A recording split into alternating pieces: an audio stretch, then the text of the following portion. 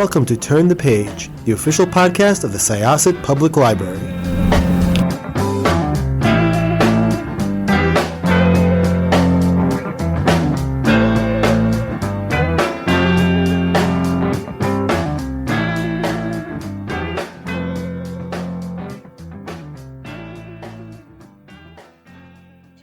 This is Jessica with Syosset Library's Turn the Page podcast, and we are very excited today to welcome one of our guests. It is a local, and we do love our Syosset community. So please tell everybody who you are and what has brought you here. Sure. So, hi, my name is Ellie Kagan, and I'm here because I wrote a book called Dyslexia and Self Esteem, and essentially it highlights my sister's experience with dyslexia, like how she faced it in school. And then also I did some research, I read books, and then I kind of provided some advice for parents and teachers on how they could approach perhaps their dyslexic students and children in the future.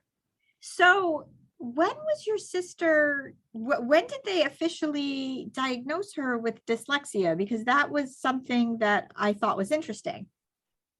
Yeah, so she got officially diagnosed when she was around 9 years old, I think. So somewhere around last year, because she's turning 10. But this wasn't something that happened in school. It was by professionals that my mom found. I mean, that's crazy. And one of the things I also thought was interesting was, just you mentioned that you wanted her to read with you. And that wasn't necessarily something she was comfortable with. What is the age difference between you and your sister? So we're 7.5 years apart. As somebody who has a brother who is 9.5 years younger than her, I totally understand what that's like, having a sibling who you're almost partially raising because you've been through things. So, like more recently than parents, but also you're older than them. So they look to you in, I guess, an authoritative way. So as an older sibling, what were some of the things that you were noticing for your sister? Yeah, so I think a lot of the signs were, she had a lot of trouble. Like, she was reading really slowly. She was tripping over a lot of her words. She would be skipping words sometimes. She wouldn't be able to actually derive the meaning of what she was reading. But also, I noticed that she really hated the idea of not only reading, but also like doing any type of homework or studying, even if it were math. Like, she just didn't like school, basically. And I don't think it was because she didn't want to learn. I just think that she became really discouraged every time she tried to read or she did try to learn. She kind of, Yeah, that's it. So that's interesting because I think it's very easy for people to write that off initially as, oh, well, what kid that age does like school? Nobody likes homework. Well, you want her to be doing cartwheels for homework? That's normal. So was there a lot of resistance when your family was trying to find out exactly what was going on with her? Yeah, honestly, there definitely was. And do you mean resistance in terms of like the people at school or with her? More like the people who could have recognized that this was a problem earlier. Yeah, absolutely. Actually, my mom, I remember we started noticing things when she was starting to learn to read. So I'm going to assume around 5 years old. And we brought this up. My mom brought this up to the school multiple times, and they even said they administered tests on her, but she came back fine, and that she would catch up with time. Eventually it would be okay. This is just something that happens. It's normal. You don't need to worry about it. So that's why we kind of didn't do anything until later on, where we were finally realizing, okay, there definitely is something wrong. It's not normal. So some of the research you did about dyslexia and also self-esteem, tell us a little bit about that and what you were hoping to start a conversation about with your book. Yeah, so basically what I wanted to do was I kind of wanted to get out the message that I think that schools and just teachers and parents and everybody in general should really be more aware about learning disabilities and how to approach them. And even in the classroom, obviously I understand it can be hard to cater to one child, but sometimes there are small things that a teacher can do just to make that kid feel more comfortable. And it doesn't have to be, they don't have to make sacrifices, at the expense of the rest of the kids, or, or just like, there's so many things, but just kind of making the classroom more friendly and adaptable to everybody's way of learning. Because honestly, even for kids that don't have learning disabilities, like, I think that everybody learns in a different way. And so I think that the way that, people are expected to learn in school can be easy for some and difficult for others. And for the self-esteem aspect, I really wanted to highlight that because I feel like whenever you think of dyslexia or a learning disability, you think, okay, they just struggle in school, that's the end of it. But I think coming to terms with the fact that you are, different is really hard. Like when I did my research, I found out that dyslexics usually have a normal IQ. So they're fully aware of the fact that they do have a learning disability. And that's why I think it's even more painful for them. Yeah, that's a good point. And I think like a lot of people also, it's one of those things where people think they know what it is. There's just this very clear, I guess, I don't want to say stereotype, but it's like, oh, you're dyslexic, you see things backwards, or, it's this, it's always going to look like this, but maybe it's not as cut and dry as that when you're not only diagnosing it, but also working with somebody who has it.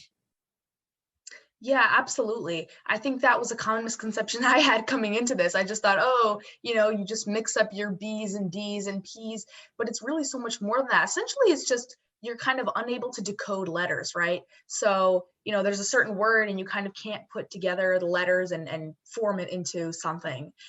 And this can come in so many ways. Like a lot of dyslexics have trouble with visually, so like reading, like I mentioned before. There's even auditory dyslexia where you might have trouble processing things that are said to you, or issues with speech. I mean, it really, really highly varies, but I think it's important to understand that these kids, it's not just about mixing up the order of letters, it's just overall being able to understand the letters that they're reading, and just the content of it overall. Yeah, I hear ya. There's so many things I think like that. I mean, and OCD comes to mind because everybody thinks OCD just means, oh, you're super clean and you're obsessive about cleaning, but it's really not always that. So I think, we really need to be aware of the expansiveness of a diagnosis like dyslexia, for instance.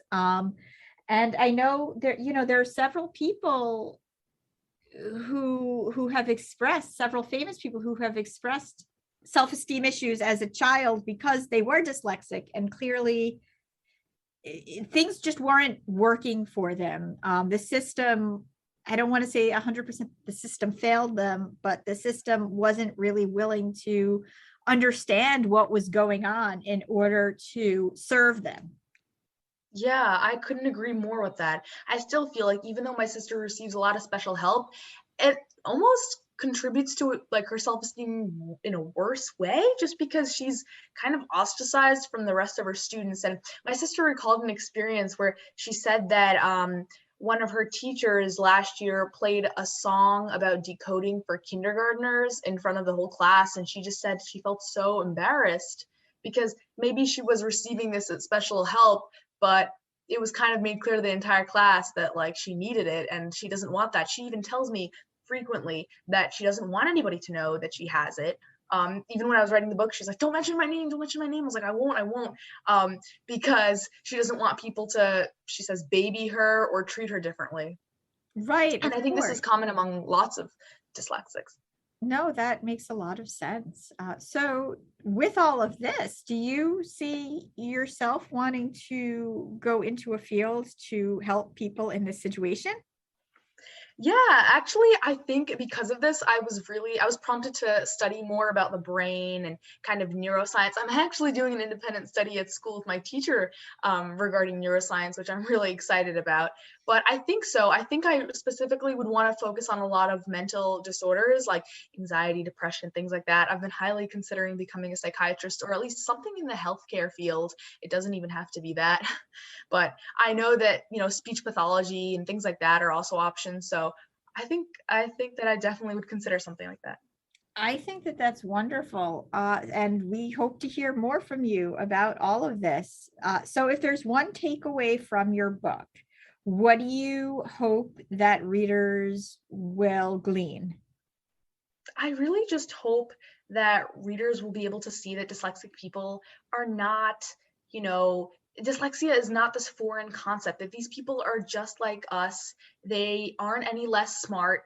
They are just struggling and they need a different approach to learning, and that they are fully capable of achieving whatever it is that they put their mind to. Like I said before, they just need a little bit of help and a little bit of a different way, but they're fully capable. Thank you so much, Ellie. Once again, this was Jessica with Syosset Libraries Turn the Page podcast, and we are going to close this chapter. It's time to close this chapter of Turn the Page. Join us for the next episode.